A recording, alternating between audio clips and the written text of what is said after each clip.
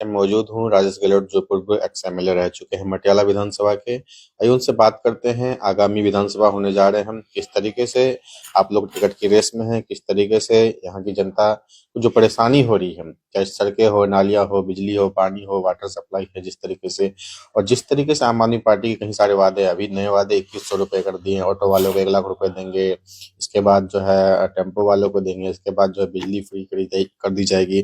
तो क्या क्या मुद्दे आप लोगों को पता चल रहे हैं और आप जैसे जनता से मिल रहे हैं तो क्या क्या उनके पास अभी तक नहीं पहुंच पा रहा और क्या क्या समस्या है इस बार।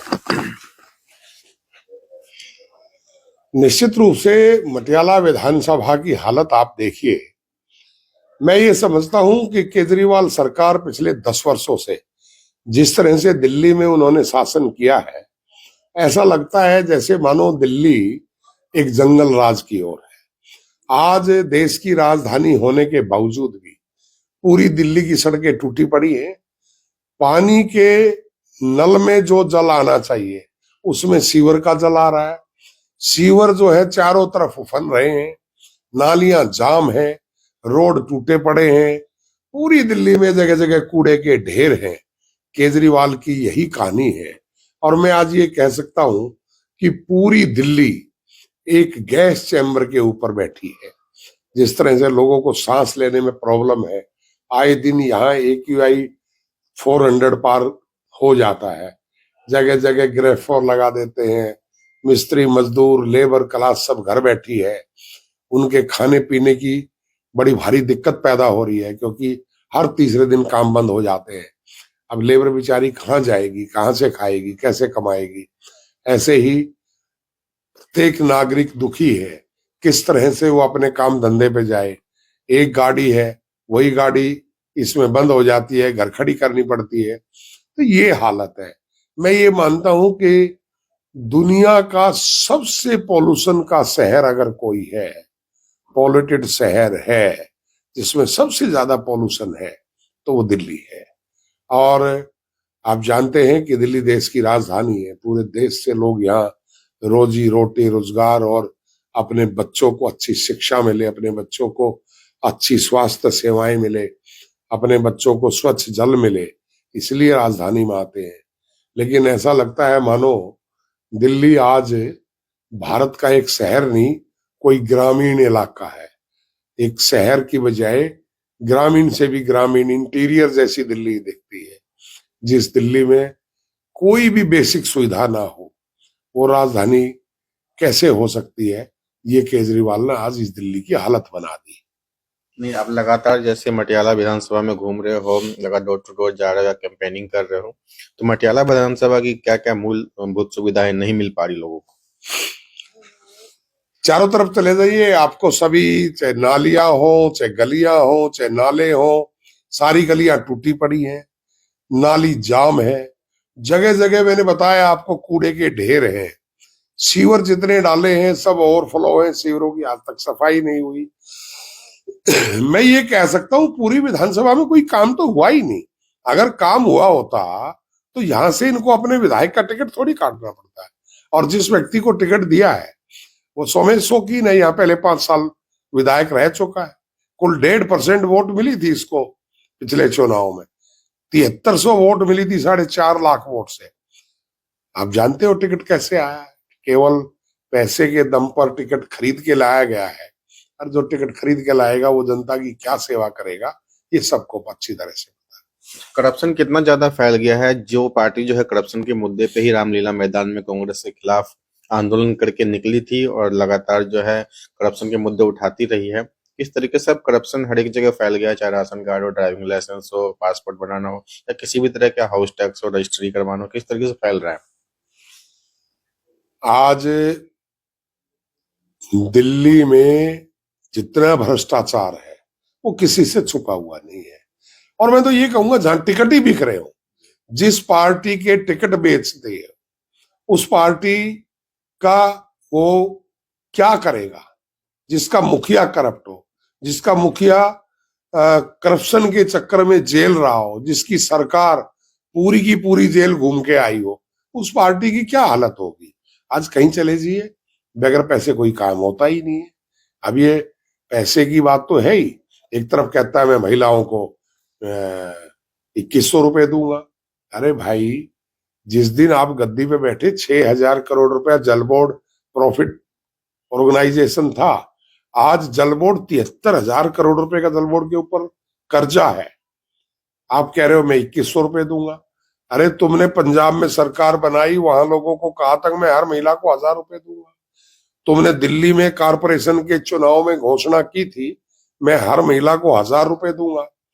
आज तक आप 1,000 रुपए तो दे नहीं पाए, और अब कह रहे मेरी सरकार बना दो तो मैं आपको 2100 रुपए दूंगा। ये सिर्फ बहरूपिया है, कहने के लिए झूठे वादे करता है। तुम 2100 छोड़ो, 1,000 तो दिए नहीं आज तक। 60 साल की जो वृद्धा पेंशन होती है, आज पिछले 8 साल से वृद्धा पेंशन लोगों की नई बनी नहीं रही है।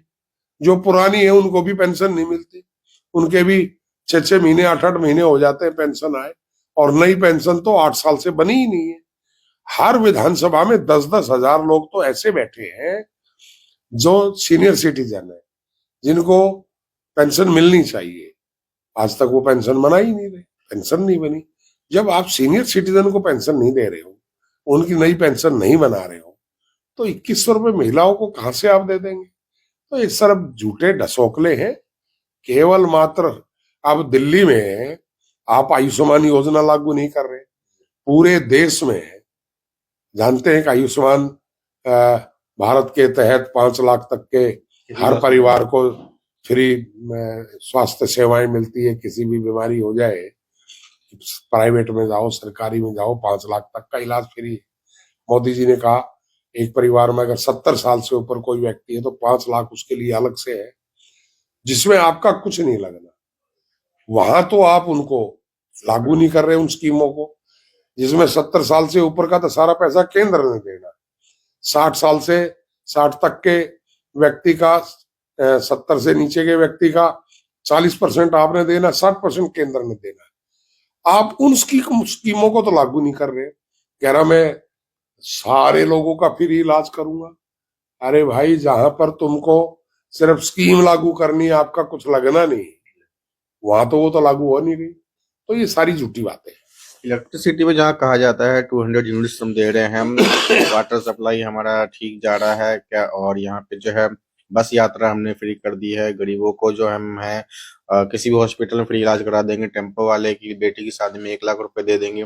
इलेक्ट्रिसिटी क्या सही में 200 यूनिट फ्री मिल पाता है?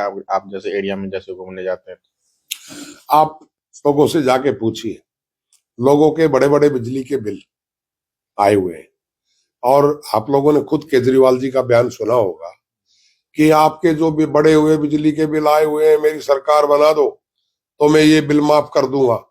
अरे भाई, सरकार तेरी आज है, करना माफ उनको। पहले यही व्यक्ति डबल ट्रिपल बना के भेजता बिल बनाकर, फिर लोगों को गुमराह करके उनको कहता मैं तुम्हारे बिल ठीक कर दूंगा, वो भी मेरी सरकार बनने के बाद। ये सारी चीजें सिर्फ कहने के लिए अच्छी। केजरीवाल साहब, हम आपसे कहना चाहते हैं, दिल्ली की सड़कें अच्छी कब होगी?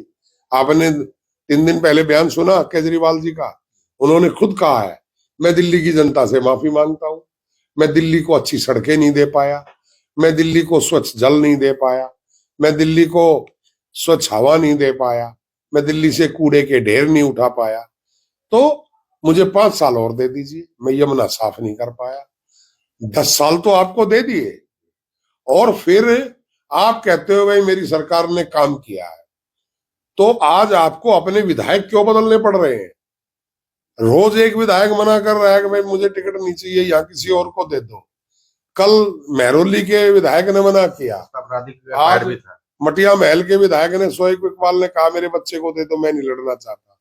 ऐसे लगातार उनके रोज विधायक छोड़ रहे हैं टिकट, और 70 में से मैं समझता हूं कि 25 के आसपास तो टिकट बिल्कुल ही बदल दिए। और बदल क्या दिए? बेच दिए।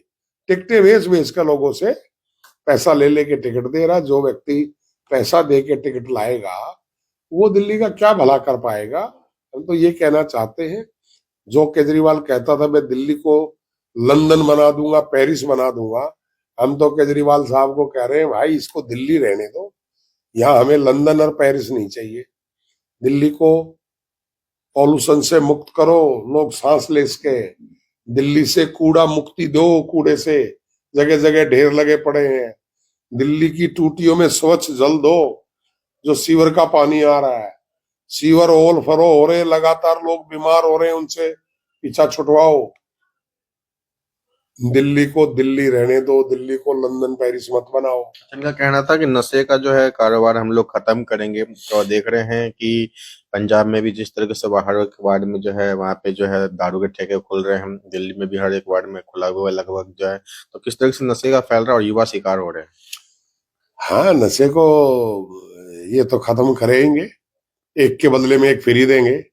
अब उससे नशा खत्म होगा या बढ़ेगा, ये किसी से छुपा हुआ है? नशे को एक के बदले में एक फ्री की प्राइवेट एजेंसी को दिया, अनाप शनाप रेट में उनको वो देकर नीचे से पैसे का गबन किया। उसी में तो मुख्यमंत्री जेल गया, उसी में इनकी सरकार जेल गई। दिल्ली सरकार का कोई ऐसा मिनिस्टर नहीं है जो जेल घूम के नहीं आया हो। शिक्षा मंत्री सिसोदिया जी शिक्षा मंत्री का मॉडल है, पूरी दुनिया में इनका मॉडल है। कहाँ गया वो मॉडल? अपनी सीट छोड़ के भाग गए, बराबर वाली सीट से जाके चुनाव लड़ रहे हैं। देखो, हमारा नेताओं का एक मापदंड होता है। नेताओं का क्या मापदंड होता है? अगर आपके इलाके का नेता अच्छा है, वो अपना एरिया छोड़ के नहीं भागेगा। वो अपने एरिया पे उसको, क्योंकि उसको जनता का उसने काम किया है, तो उसको अपने ऊपर नाज होती है कि मैं अपने क्षेत्र में काम करता हूं तो जनता मुझे आशीर्वाद जरूर देगी। ये जो लोग एरिया छोड़ छोड़ के दूसरे क्षेत्रों से जाके चुनाव लड़ रहे हैं, इसका मतलब उन्होंने दिल्ली की जनता के साथ धोखा किया है। देख रहा हूँ आम आदमी और कांग्रेस लगातार कैंडिडेट्स उतार रही है। बीजेपी अपने कैंडिडेट्स कब तक उतार सकती है और क्या रणनीति रहेगा? बहुत जल्दी बीजेपी ने ऑलमोस्ट अपनी एक्सरसाइज कर ली है और सही समय पे भारतीय जनता पार्टी के सभी कैंडिडेट उतारे जाएंगे और निश्चित रूप से अब की बार दिल्ली की जो ये फ्री वाली सरकार है, इसको दिल्ली से फ्री कर देंगे और यहाँ डबल इंजन की सरकार, भारतीय जनता पार्टी की सरकार बनेगी। दिल्ली में कमल खिलेगा और डबल इंजन की सरकार अच्छा काम करेगी। तो ये थे हमारे साथ एक्स एमएलए राजेश गहलोत जी। साफ कहना है दोबारा दिल्ली में जो है कमल खिलेगा और लगातार जो विकास देशों में हो रहा है, जैसे हरियाणा इलेक्शन देखा, महाराष्ट्र इलेक्शन देखा, उसी तरह का रिजल्ट दिल्ली में भी आएगा। पटियाला विधानसभा से रंजन की रिपोर्ट।